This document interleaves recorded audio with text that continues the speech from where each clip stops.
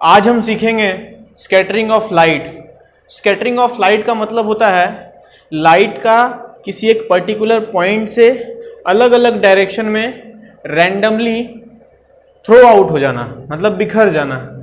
जैसे मैं क्या कर रहा हूँ, मेरे कहने का मतलब ये है कि मान लीजिए मेरे पास एक छोटा सा पार्टिकल है, ठीक है, और उस वो एक सॉलिड पार्टिकल है। एक सॉलिड पार्टिकल है, उस पर कोई रे पड़ रही है, उस पर कोई लाइट पड़ रही है, और इस तरीके से पड़ रही है कि सारी लाइट जो है अलग अलग डायरेक्शन में रिफ्लेक्ट हो रही है अलग अलग डायरेक्शन में, ठीक है। तो वहां पर क्या है, स्कैटरिंग ऑफ दैट लाइट। वहां पर उस लाइट की स्कैटरिंग हो रही है, हर तरीके से विखंडन हो रहा है, ठीक है, फैलाव हो रहा है, एक पॉइंट से हर जगह डायरेक्शन में फैलाव हो रहा है, ठीक है। तो स्कैटरिंग का मतलब होता है किसी भी पर्टिकुलर पॉइंट से रैंडम डायरेक्शन में लाइट का थ्रो आउट होना, ठीक। इस बात को समझने से पहले हमें यह समझना पड़ेगा कि वेवलेंथ क्या होता है। वेवलेंथ का मतलब होता है वेव के पास कितनी लेंथ है, उसकी डिस्प्लेसमेंट कितनी है। उसको टेक्निकल वर्ड में कैसे बोलते हैं? टेक्निकल वर्ड में होता है उसका मतलब distance between two successive crest और ट्रफ। अब ये क्रेस्ट और ट्रफ क्या है? देखिए, ये एक वेव बनाया है मैंने, ठीक है, एक वेव बनाया है। यहां पे इसका टाइम टी पीरियड है। टाइम टी पीरियड मतलब यहां पर एक साइकिल इसकी पूरी हो रही है, फिर यही साइकिल आगे रिपीट होगी, ठीक है। इसको अगर मैं थोड़ा सा एक्सटेंड कर दूं तो ये इस तरीके से होके जाएगी, ठीक है। तो यही जो वेव चल रही है, इसके पास क्रेस्ट है और ट्रफ है। देखिए, जो मैक्सिमम पॉजिटिव हाइट है, मैक्सिमम पॉजिटिव हाइट ये और ये क्रेस्ट है। ये क्या है? क्रेस्ट। ये क्रेस्ट है, क्रेस्ट। और जो मैक्सिमम नेगेटिव हाइट मतलब नीचे के डायरेक्शन में नेगेटिव होगा और नेगेटिव है और वो मैक्सिमम है, ठीक है। जैसे इस पॉइंट पे कुछ और वैल्यू होगी, इस पॉइंट पे कुछ और, इस पॉइंट पे कुछ और, लेकिन ये इस पॉइंट पे तो मैक्सिमम होगा। उसी तरीके से इस पॉइंट पे कुछ और होगी, इस पॉइंट पे कुछ और होगी, लेकिन इस पॉइंट पे मैक्सिमम होगी। तो ये क्रेस्ट और ट्रफ ये ऐसे पॉइंट होते हैं जहां पे वैल्यू मैक्सिमम होती है, लेकिन एक में पॉजिटिव होती है और एक में नेगेटिव होती है। तो वेवलेंथ का मतलब होता है कि मैक्सिमम जो पॉइंट्स हैं, या ऐसे बोल लीजिए कि जो क्रेस्ट पॉइंट हैं, सक्सेसिव क्रेस्ट पॉइंट, उसके बीच में जो डिस्टेंस है उसको हम लोग लैम्डा बोलते हैं, उसको हम लोग वेवलेंथ बोलते हैं। वेवलेंथ का मतलब लैम्डा से रिप्रेजेंट करते हैं, ठीक है। तो सक्सेसिव क्रेस्ट ले लिया है, आप चाहे तो सक्सेसिव ट्रफ भी ले सकते हैं। इसके आगे एक ट्रफ और बनेगा और बनता ही जाएगा, जितना बनाना चाहेंगे उतना। ऑब्जर्वेशन के लिए केवल मैंने लिया हुआ है, तो सक्सेसिव ट्रफ भी आप दिखा सकते हैं, ठीक है।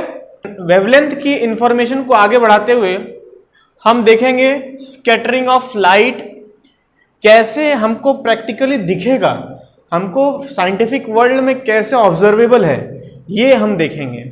ये हम डिसाइड करेंगे diagrammatically with the help of wave and A small particle. एक छोटा सा पार्टिकल लेंगे और एक वेव लेंगे, ठीक है। तो अभी हम यहां पर देख पा रहे हैं कि मैंने लिखा हुआ है scattering of light depends upon the size of particle. मतलब जो स्कैटरिंग है, स्कैटरिंग का मतलब क्या बताया? स्कैटरिंग का मतलब मैंने बताया है कि एक पॉइंट से लाइट का फैल जाना रैंडम डायरेक्शन में, मतलब हर जगह, उसको हम स्कैटरिंग कहते हैं, ठीक है। तो जो स्कैटरिंग ऑफ लाइट है वो टोटली डिपेंड करती है कि पार्टिकल का साइज कैसा है। मतलब जो उसके रास्ते में पार्टिकल आ रहा है, जब कोई लाइट ट्रेवल कर रही है, उसके रास्ते में जो पार्टिकल आ रहा है उसका साइज कैसा है, ये डिपेंड करेगा कि स्कैटरिंग कैसी होगी, ठीक है। स्कैटरिंग किस कलर की होगी ये उस वजह से डिपेंड करेगा, ठीक है। और स्कैटरिंग ज्यादा होगी कि कम होगी ये भी डिपेंड करेगा।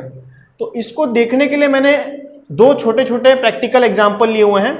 एक में मैंने एक वेव बनाया है जिसकी वेवलेंथ बहुत कम है। आप देख पा रहे होंगे वेवलेंथ का मैंने क्या बताया कि दो क्रेस्ट या दो ट्रफ के बीच में दो डिस्टेंस होती है, उसको हम वेवलेंथ कहते हैं। तो इसकी वेवलेंथ बहुत कम है, जबकि इसकी वेवलेंथ बहुत ज्यादा है।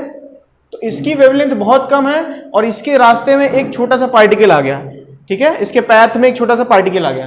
तो देख रहे हैं ये पार्टिकल जो है इसके लिए एक ऑब्स्ट्रक्टर का काम कर रहा है, मतलब एक बोलते हैं कि डिवाइडर का काम कर रहा है। ये एक ऐसा पार्टिकल है जो इसके पैथ में आने के बाद इसकी लाइट को अलग अलग डायरेक्शन में फैला सकता है, लाइट्स को अलग अलग डायरेक्शन में फैला सकता है। तो आप कह सकते हैं कि जब वेवलेंथ छोटी है तो स्कैटरिंग हो सकती है, क्योंकि पार्टिकल इसके कांटेक्ट में आ जा रहा है और इसके रेंज में पड़ने के कारण से वहां पर स्कैटरिंग ऑफ लाइट हो रही है।